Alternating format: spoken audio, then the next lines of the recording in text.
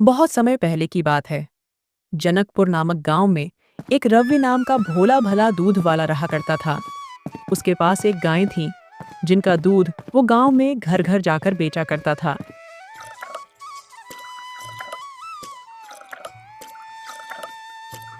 रवि के दूध में किसी भी तरह की कोई मिलावट नहीं होती थी। उसका दूध पूरी तरह से शुद्ध और गाढ़ा होता था। इसीलिए गांव वाले उससे दूध लेने के लिए रोज उसका इंतजार करते थे। अरे सीता, सुबह हो गई है, जल्दी से खाना बना दो, फिर मुझे गांव में सबको दूध देने भी जाना होगा। हाँ जी, मैं जल्दी से खाना बना देती हूँ और आप जल्दी से तबेले में जाकर गायों का दूध ले आइए। रवि दूध निकालता है और फिर उन्हें बेचने के लिए गांव में निकल पड़ता है। रवि बहुत गरीब था, उस पर साइकिल लेने के लिए पैसे नहीं थे। दूध ले लो, दूध ताजा बिना मिलावट का। एक बार दूध लोगे तो दोबारा किसी पे से दूध नहीं लोगे। दूध ले लो, दूध। गांव के बीच में पहुंचते ही रवि के पास दूध लेने वालों की भीड़ लग जाती है। अरे रवि बेटा, मुझे 2 किलो दूध दे देना। मुझे माफ कीजिएगा काकी, आज तो जरा सा भी दूध नहीं बचा। जो आप थोड़ी देर पहले दूध लेने मेरे पास आ जाते तो मैं आपको 2 किलो दूध दे देता। शाम को गाय का दूध निकालकर सबसे पहले आपको ही दे दूंगा। ठीक है बेटा, आज मेरे घर पर मेहमान आए हुए हैं, इसलिए दूध चाहिए था। चलो कोई बात नहीं रवि बेटा, मैं मेरे मेहमानों को कल के नाम का रोक लूंगी। तुम कल को मुझे दूध दे देना। ठीक है काकी, आपके घर दूध पहुंचा दूंगा। सारा दूध खत्म होने के बाद रवि वापस अपने घर लौट जाता है। तभी रास्ते में रवि को सेठ धनीराम मिल जाता है। अरे रवि दूध वाले, कहाँ जा रहे हो तुम? क्या तुम्हें मेरे घर दूध दे दिया है या नहीं? अरे धनीराम जी, आज मेरा सारा दूध खत्म हो गया है, मैं आपको कल को दूध दे दूंगा। अरे दूध वाले, कल को मेरे घर दूध पहुंच जाना चाहिए, वरना ना तो तुम दूध बेचने के लायक रहोगे और गांव में से भी बाहर निकाल दूंगा। ठीक है सेठ जी, मैं आपके घर याद करके दूध पहुंचा दूंगा। अब तो तुम मेरे घर दूध पहुंचाओगे ही, अब तो तुम्हारे घर पर बात आ गई है। सेठ जी ऐसा मत कहो, आज ही तो आपका घर दूध देने से रह गया है, वरना तो मैं रोज आपके घर दूध पहुंचाता हूँ। चलो सेठ जी, अब मैं अपने घर चला जाता हूँ। फिर वो दोनों अपने अपने घर चले जाते हैं। अजी आ गए आप, इतनी देर कैसे लगा दी?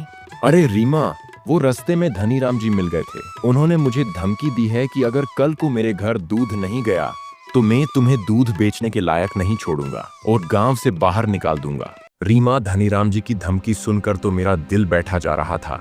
अजी आप धनीराम जी के यहाँ बस इस महीने दूध दे देना, फिर हम वहाँ दूध देना बंद कर देंगे।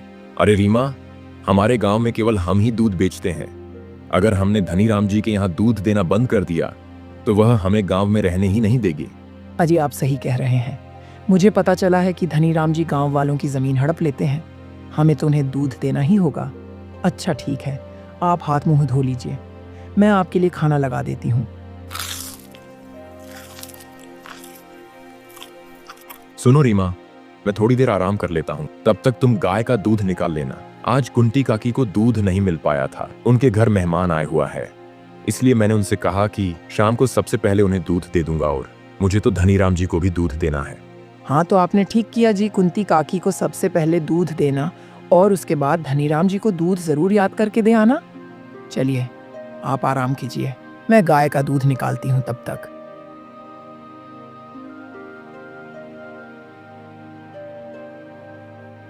ठीक है रीमा, अब मैं चलता हूँ। कल बहुत से लोगों को दूध नहीं मिल पाया, सबको दूध देना है। हाँ जी ठीक है, ध्यान से जाइएगा और शाम होने से पहले लौट आइएगा। कुंती काकी, कहाँ हो आप? बाहर आओ, देखिए मैं आपके लिए दूध ले आया हूँ। अरे रवि बेटा, आ गए तुम? अब मुझे दूध दे दो ताकि मैं अपने मेहमानों के लिए खीर बना सकूं।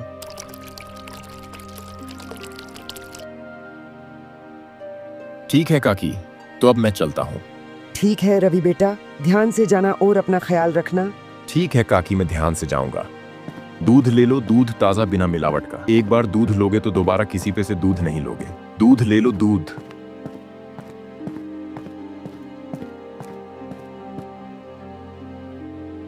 धनीराम जी बाहर आ जाओ, मैं आपके लिए दूध लाया हूँ। अरे आ गया, कब से टाटा कर रखी है, लो दो मेरा दूध।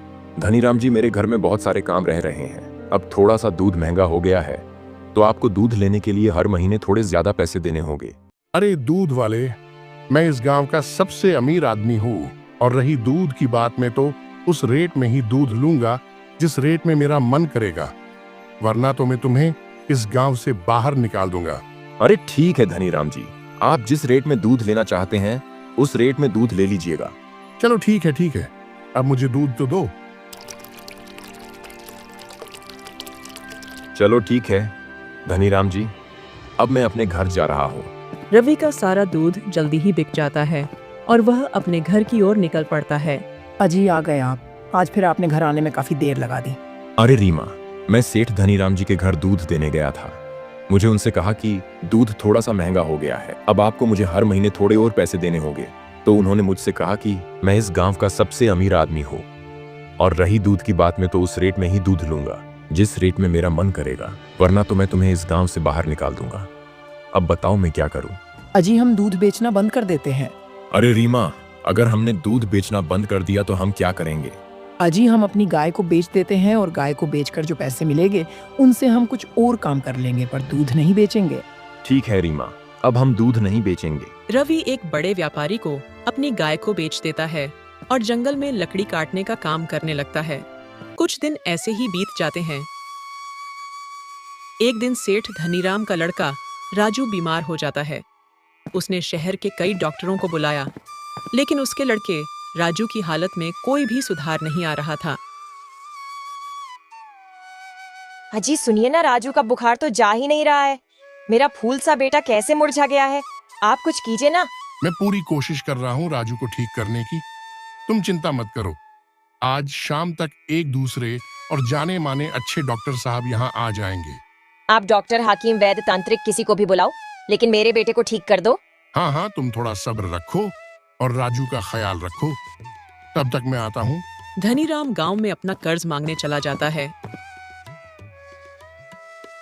अरे बिरजू, तुम अब क्या मरने के बाद मेरे पैसे चुकाओगे? मेरे पैसे समय पर चुका दिया करो, समझे तुम?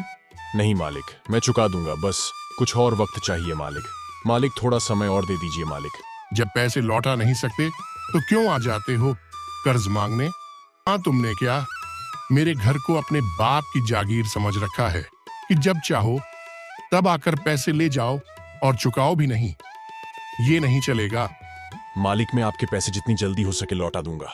तभी धनीराम का एक नौकर उसके पास आ जाता है और कहता है, सेठ धनीराम जी, आपके घर डॉक्टर साहब आ गए हैं, आपको सेठानी जी बुला रही हैं। धनीराम उसके नौकर के साथ घर चला जाता है।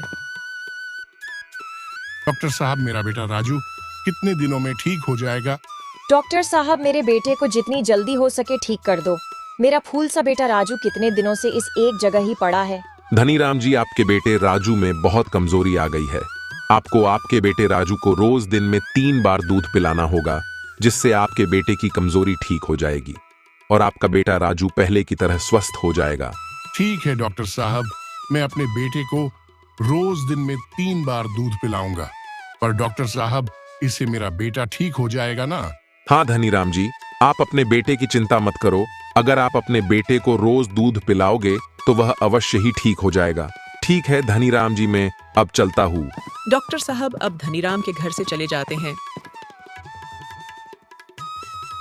अजी, आप हमारे बेटे राजू के लिए गांव में से जल्दी दूध ले आइए। मैं अपने बेटे राजू को अभी अपने हाथों से दूध पिलाऊंगी। ठीक है ममता, मैं अभी रवि दूध वाले के पास जाता हूँ और दूध लेकर आता हूँ। धनीराम रवि के घर दूध लेने के लिए जाता है।